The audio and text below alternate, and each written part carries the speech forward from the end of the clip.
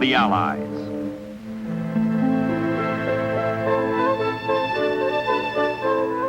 It is late 1941. After 3 centuries of Spanish rule, after a generation of American guardianship, the time has come when the thriving Commonwealth of the Philippines can look forward to complete independence. But first, the Philippine Islands, named after Philip II of Spain, are destined to be ruled by another emperor, Hirohito of Japan. The Far East is in turmoil. Under the Americans, Filipinos prepare to defend their freedom.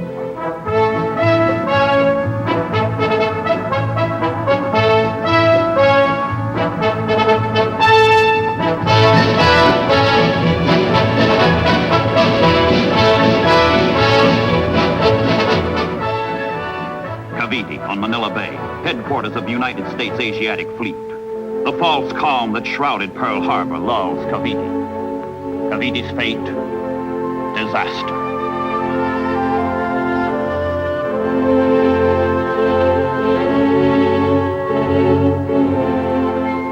One Spanish warships, sunk by Admiral Dewey's squadron, lay dead on the floor of Manila Bay, and the Philippines became American. Now, in December 1941, the bones of American sailors litter the harbor, and the Philippines are torn from the United States. Manila goes, Bataan goes, and so goes Corregidor. In fire and agony, in smoke and anguish, the Commonwealth of the Philippines is extinguished. The Japanese take over.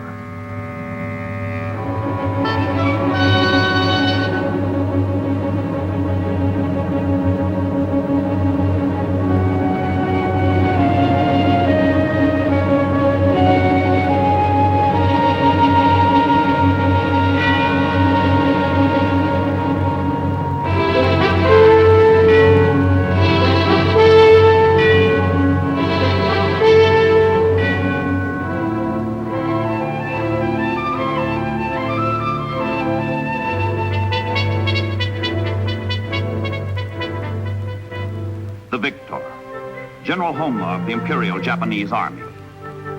Americans and Filipinos are stripped of their power, seemingly forever.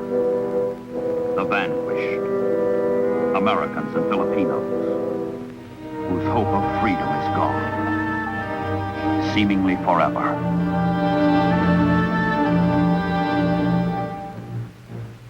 But at Pearl Harbor, 2.5 years later, Roosevelt and his chief of staff, Admiral Leahy, Nimitz and MacArthur perfect the grand design for the liberation of the Philippines. The long, arduous advance across the Pacific has brought the Allies to Leyte, in the center of the Philippines. There, in October 1944, the Americans landed with a panoply of naval power such as no ocean has seen since man first went down to the sea in ships.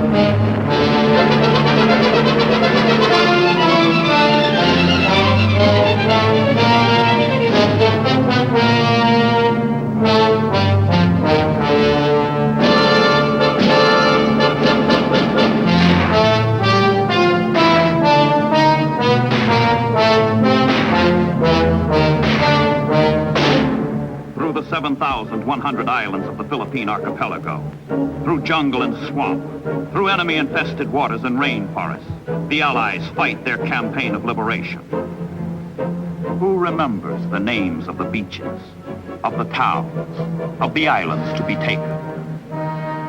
Who but those who were there?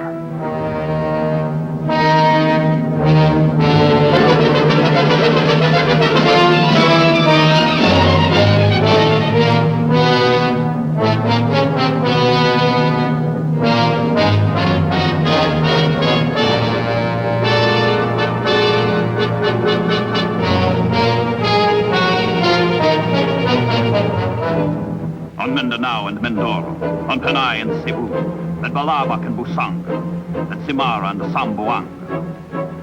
Who remembers the names? Those who fought there. Those who survived there.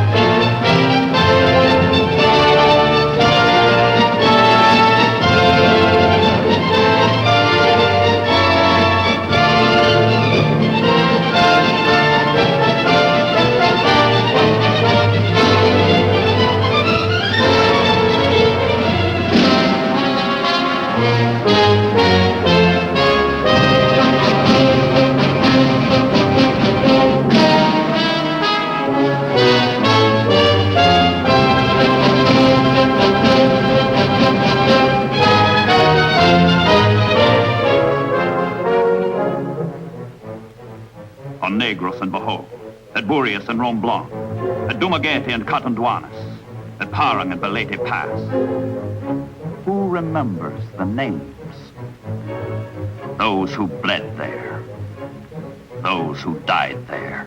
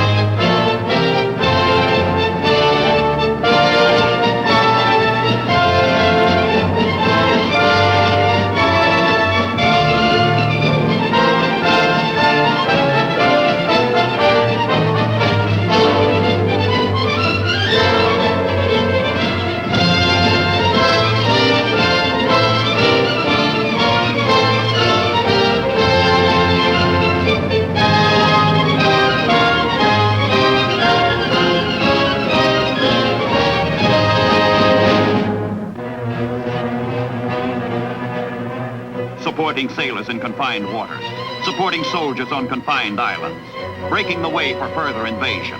The carrier pilots of Admiral Halsey's Third Fleet challenged the remnants of Japanese sea and air power in, around, and over the Philippines.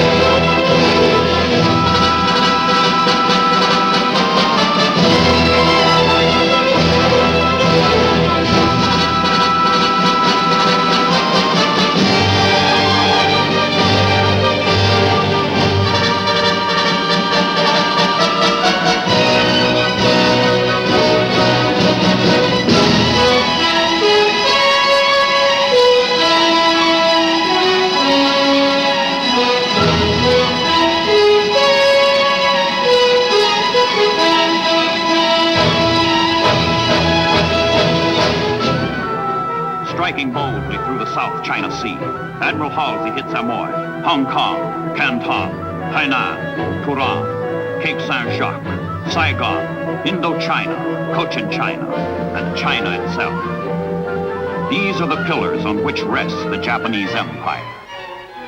These are the pillars that give way under the weight of the United States Navy.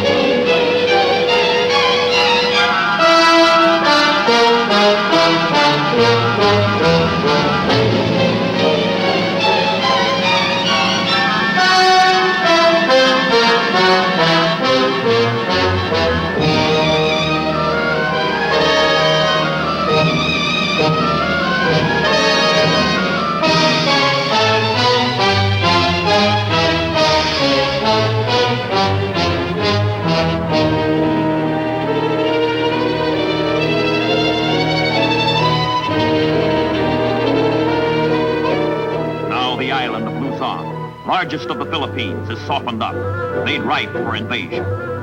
Luzon, and the prize of the campaign, Manila.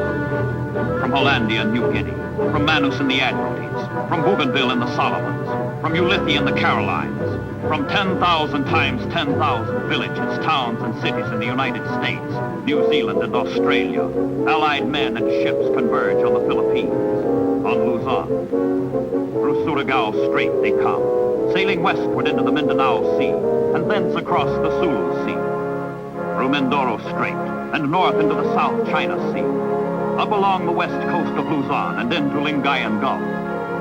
It is January 1945.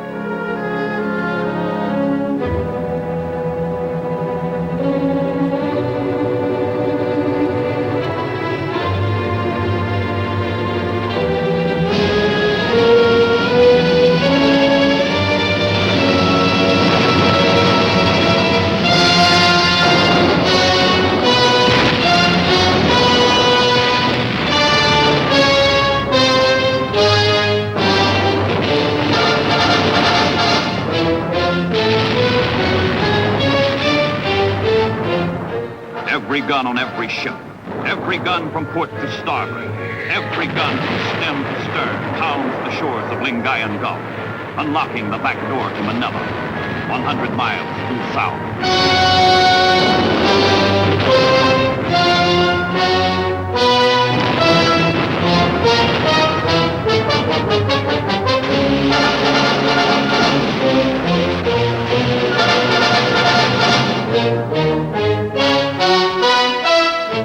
Landing craft carrying the United States 6th Army jockey for position, circling patiently until they can edge into line for the fateful run to the beach.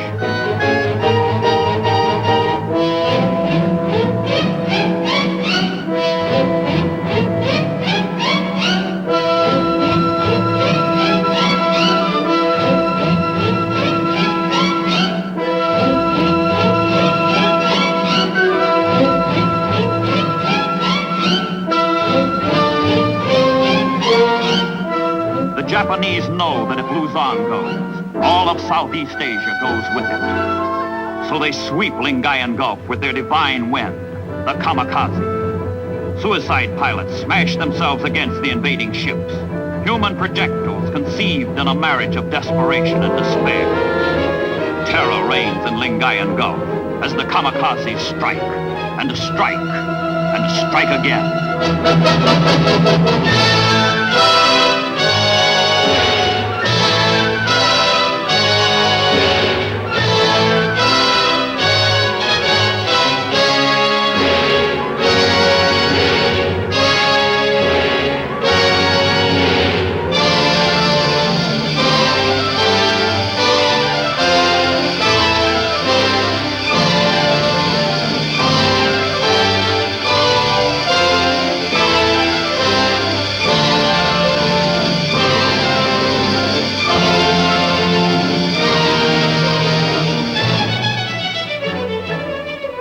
But the landings go on. Ashore, the Japanese, baffled and confused by the swift succession of Allied moves and feints, cannot stop the flow of invasion. The 6th Army takes over Lingayen Gulf and seizes a beachhead 17 miles wide, 4 miles deep.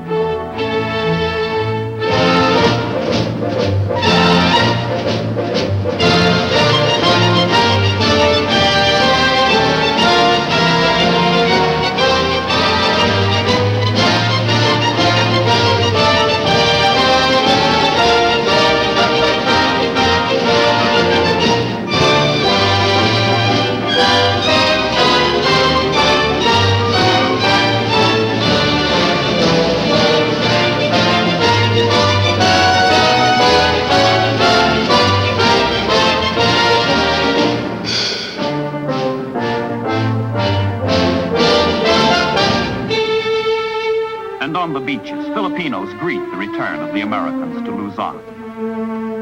But the powers of death have not yet done their worst. Manila is still 100 miles away, and the road south will be long and cruel and bitter.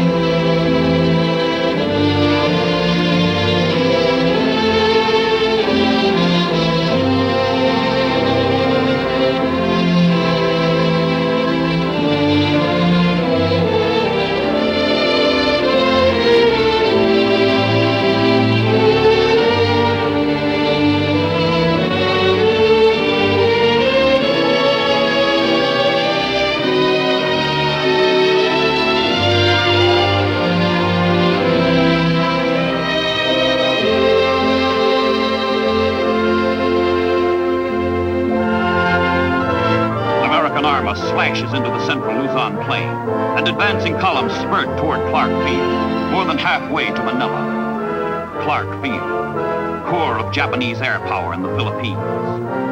Here, American bombers were caught and demolished on the ground in December 1941. Now, 3 years later, the broken aircraft of Japan make more desolate the scorched, abandoned earth.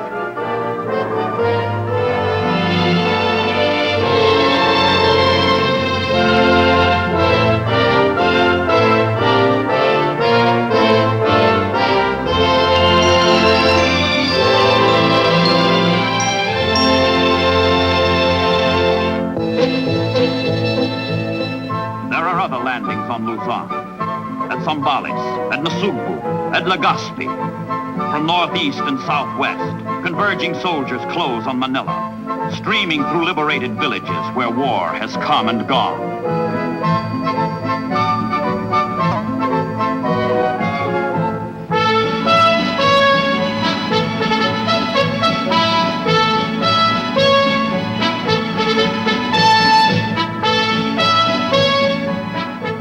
But ahead, the defenders have converted Manila into one enormous pillbox.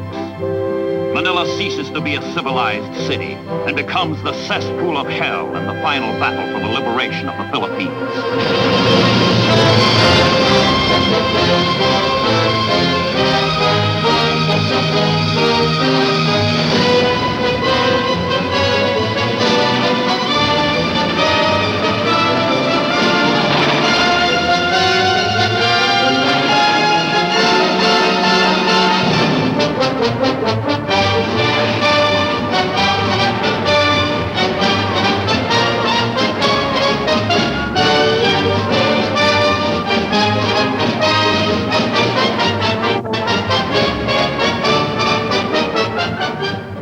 Suburbs of Manila, designed for ease and rest and relaxation.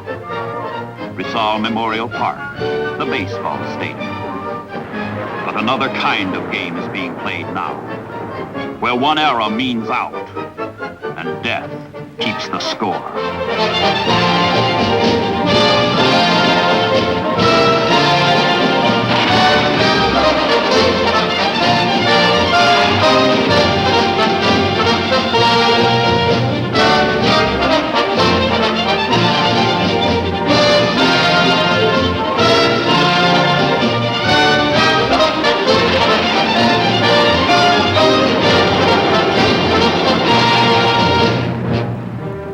Inside the city, every building a fortress, every wall a rampart. The streets are mined, the intersections barricaded. Enemy suicide squads challenge each crossing, every corner. The battle for Manila. War, block by block, street by street, house by house, room by room.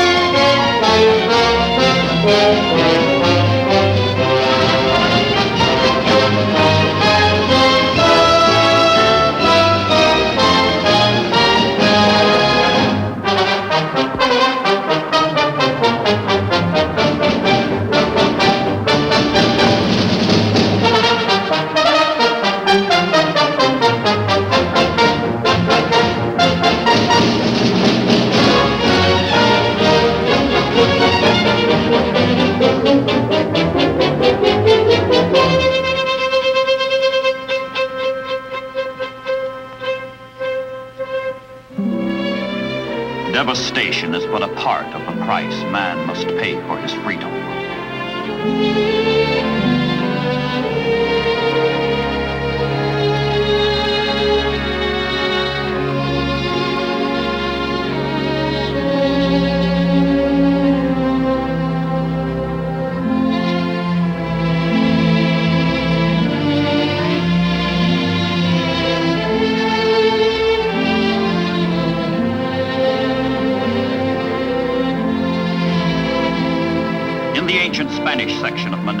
called Intramuros, in the business district, the last resistance breaks, as all such resistance must, till the war drums throb no longer, and the battle flags are furled in the Parliament of Man, the Federation of the World.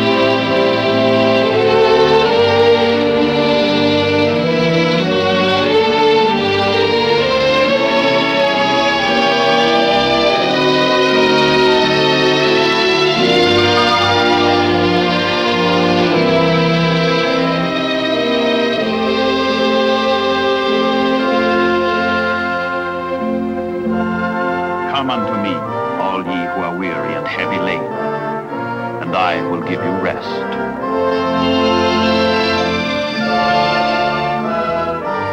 The flags of the free go up in the Philippines, in Manila, in Bataan, on Corregidor. President Roosevelt has told the world, American soldiers fight not for the lust of conquest. They fight to end conquest. They fight to liberate.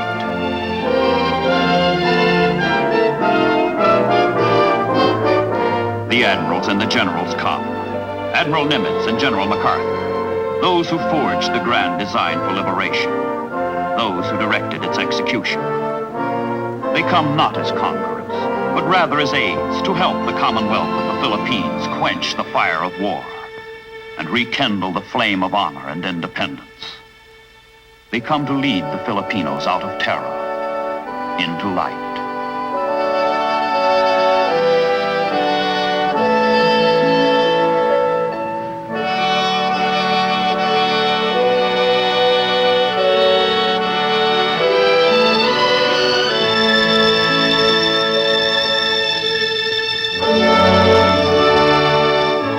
The strife is over, the battle done. The song of triumph has begun.